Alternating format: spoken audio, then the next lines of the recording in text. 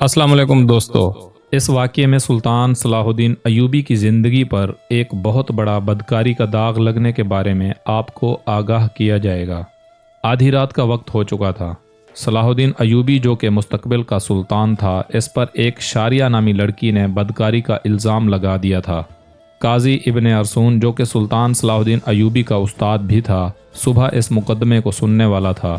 ये इल्ज़ाम एक आम इंसान पर नहीं बल्कि एक बासलाहियत और बाकिरदार इंसान नजमुद्दीन अय्यूब के बेटे सुल्तान सलाहुद्दीन अय्यूबी रहमतुल्लाह अलैह पर एक लड़की ने लगाया था।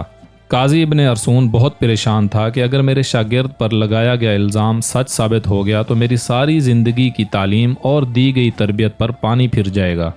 काजी ने वज़ू किया और जाए नमाज पर अल्लाह के हुजूर सजदे में गिर गया और दुआ करने लगा, ए मेरे मालिक, तेरे बाकिरदार और नेक बंदे पर मुश्किल वक्त आ पड़ा है। तू इसकी अपनी गैबी मदद फरमा और इसकी इज़्ज़त की हिफाजत फरमा।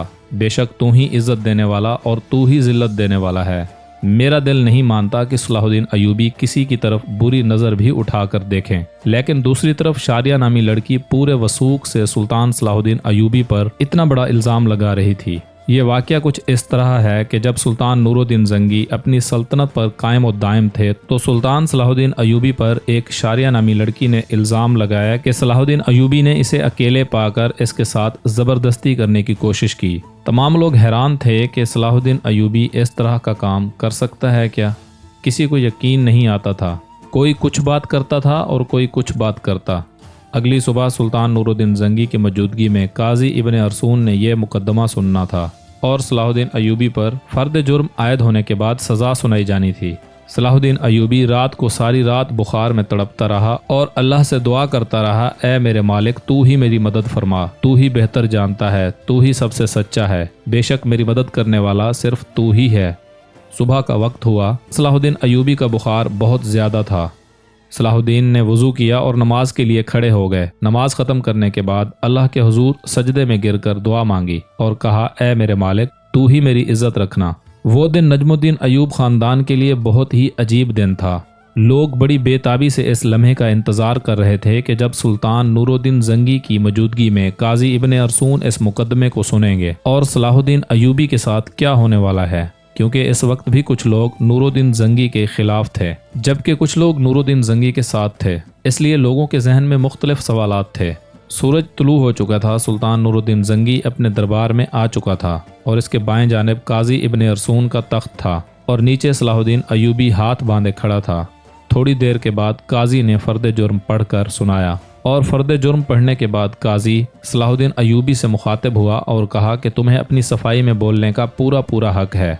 काजी की बात ख़त्म होते ही सलाहुद्दीन अय्यूबी ने काजी से मुखातिब होते हुए कहा, काजी साहब, जिस लड़की को मैंने देखा तक नहीं, इसके साथ कुछ बुरा करने के बारे में सोच भी कैसे सकता हूँ। ये सुनते ही काजी साहब ने हुक्म दिया कि शारिया नामी लड़की को हाजिर किया जाए। जब वो लड़की दरबार में हाजिर हुई तो लोगों की हैरत की इंतहा न रही, क्योंकि इस लड़की का सारा जिस्म ढांपा हुआ था और सिर्फ आँखें वो भी बड़ी मुश्किल से दिखाई दे रही थीं।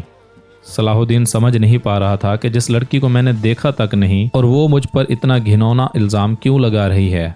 मुझसे आखिर ऐसी क्या और कौन सी गलती सरजद हुई जिस लड़की ने मुझ पर इतना बड़ा इल्ज़ाम लगा दिया। काजी इब्न अरसून शारिया नामी लड़की से मुखातिब हुआ और पूछा, बताओ सलाहुद्दीन अय्यूबी ने तुम्हारे साथ क्या किया। तो इस लड़की ने कहा कि मैं अपना बयान पहले दे चुकी हूँ। मज़ीद ऐसी बातें करके मैं अपनी मज़ीद इज़्ज़त ख्वार नहीं करवा सकती। बुखार बहुत ज़्यादा होने की वजह से सलाहुद्दीन का चेहरा जर्द हो रहा था और हाथ कांप रहे थे। ज़ुबान पर भी लर्ज़ा तारी था। देखकर मजमे को ये लग रहा था कि सलाहुद्दीन अय्यूबी बेकसूर नहीं है।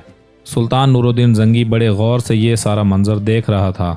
पूरे दरबार में सन्नाटा छाया हुआ था। लोग बड़े गौर से सलाहुद्दीन अय्यूबी और इस लड़की की बातों को सुन रहे थे। सलाहुद्दीन अय्यूबी ने इस लड़की से कहा कि क्या तुम्हें अपने रब से डर नहीं लगता कि तुम एक बेकसूर इंसान पर इतना बड़ा इल्ज़ाम लगा रही हो। लोग समझ रहे थे कि सुल्तान नूरुद्दीन ज़ंगी का ख़ास होने की वजह से सलाहुद्दीन अय्यूबी अगर मुजरम करार भी दिया गया तो सज़ा से बच जाएगा। सलाहुद्दीन अय्यूबी ने काजी से कहा कि जब हम किसी भी मसले का हल नहीं निकाल पाते तो हम फिर अपने अल्लाह की तरफ रुजू करते हैं, और मैं भी इस लड़की को कहता हूँ कि अगर ये अल्लाह को हाजिर नाजिर जानकर अल्लाह की कसम खाकर ये कह दे कि इसका इल्ज़ाम सच्चा है तो मैं वो भी गुनाह कबूल कर लूँगा जो मुझसे सरजद भी ना हुआ। یہ سنتے ہی وہ لڑکی صلاح الدین کو بغور دیکھنے لگی۔ وہ صلاح الدین کی حالت سمجھ چکی تھی۔ تھوڑی دیر بغور بخوبی دیکھنے کے بعد لڑکی چیخ چیخ کر رونے لگی اور کہا، میں تمام مجمع کے سامنے اللہ کو حاضر ناظر کر کے کہتی ہوں کہ صلاح الدین بالکل بے قصور ہے، سارا گناہ میرا ہے۔ یہ سن کر سارا مجمع حیران ہو گیا اور اس لڑکی کے چند الفاظ نے مقدمے کو الٹا کر دیا۔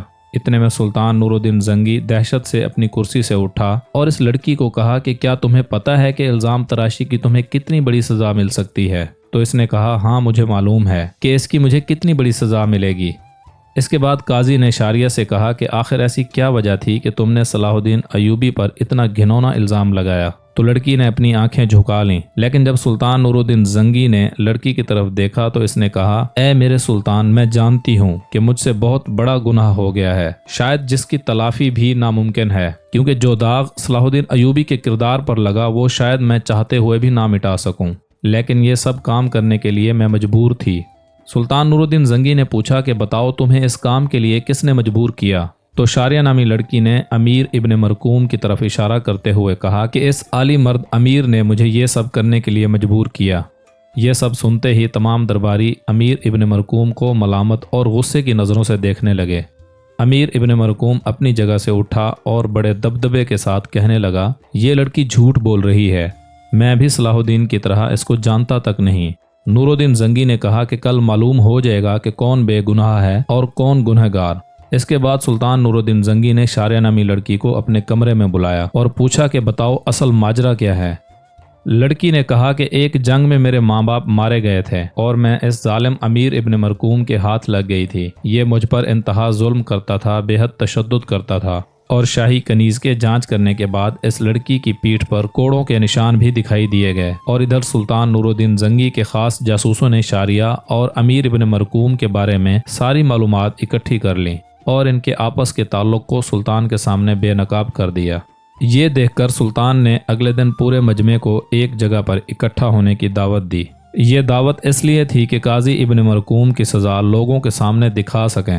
تمام لوگ بڑی بڑی دور سے امیر ابن مرقوم کی حالت دیکھنے کے لیے آئے۔ جب اس کو میدان میں لایا گیا تو سخت زنجیروں میں جکڑا ہوا تھا۔ لوگ اس کو ملامت کی نظروں سے دیکھ رہے تھے۔ شریعت کے مطابق اسے کوڑے مارے گئے اور اس کے بعد سلطان نور الدین زنگی نے اس کی تمام جائیداد ضبط کر لی، شاہی عہدہ بھی لے لیا اور اس کی تمام جائیداد صلاح الدین ایوبی کو دینے کی دعوت کی۔ لیکن صلاح الدین ایوبی نے یہ کہتے ہوئے ٹھکرا دیا کہ میں کسی کا مال اپنے حصے میں رکھ کر غاصب نہیں بننا چاہتا، اور اسی طرح صلاح الدین ایوبی کی اللہ تعالیٰ نے غیبی مدد کی اور اس کے وجود پر لگا یہ بدکاری کا داغ دودھ کی طرح دھل گیا۔ بے شک اللہ اپنے بندوں کی مدد فرماتا ہے جو انسان گناہ، بدکاری، زنا سے بچتا ہے۔